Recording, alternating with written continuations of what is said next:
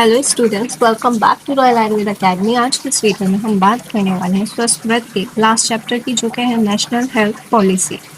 चलिए सबसे पहले देखते हैं NHP होता क्या है। सो NHP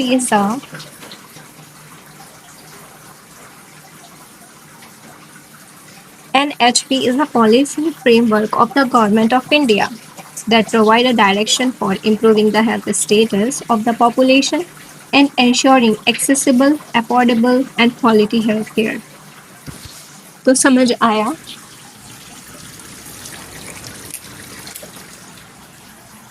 तो नेशनल हेल्थ पॉलिसी क्या है? एक वो पॉलिसी है गवर्नमेंट ऑफ इंडिया की जिसमें फोकस किया जाता है improving the health status of the population and ensuring accessible, affordable and quality health care, जो कि हमने PHC में पढ़ा था। ठीक है, वो कैसे याद किया था हमने? E+5AC। और ये डेफिनेशन किसने दी थी? अल्मा-अटा। ठीक है, याद रखेंगे।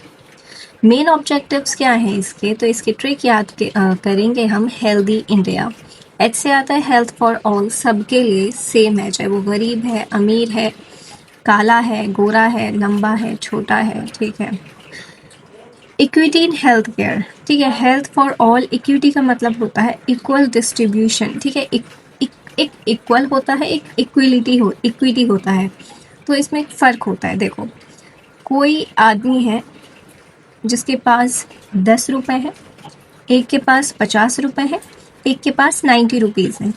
तो अब इनको अगर हमें इक्वल करना है, बराबर पे लाना है, ठीक है, सबको एक ही चीज़ पे लेके आना है, तो उसके लिए हमें सबको इक्वल डिस्ट्रीब्यूशन नहीं करना पड़ेगा, इक्विटेबल करना पड़ेगा कि जिसको जो चाहिए उसका उसी हिसाब से देना पड़ेगा।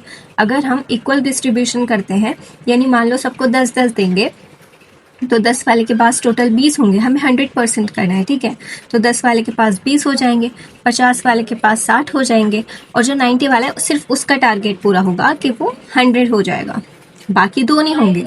लेकिन अगर हम इक्विटेबल डिस्ट्रीब्यूशन की बात करते हैं, तो वहाँ पे जहाँ हमने जिसको 10 दिए, जिसके पास 10 है तो उसे 90 देंगे, जिसके पास 50 है उसे 50 देंगे, और जिसके पास 90 है उसे 10 देंगे, सबके पास 100 हो जाएंगे।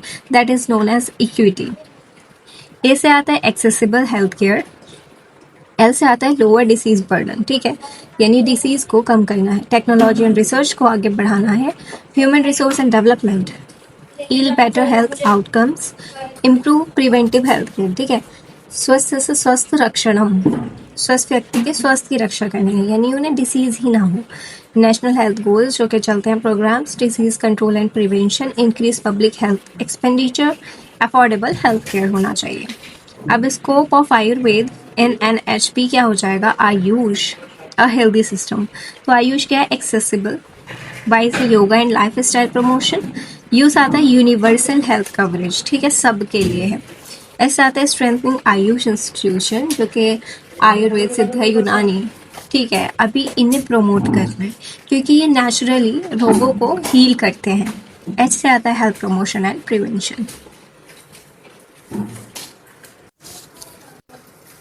इम्पॉर्टेंट एरिया ऑफ आयुर्वेद क्या होता है? सबसे पहले प्रिवेंशन, फिर health promotion, treatment and research. ठीक है, human resource development, integration into health care, देखो PHC से जोड़ा जाता है, मेडिसिनल प्लांट एंड डेवलपमेंट।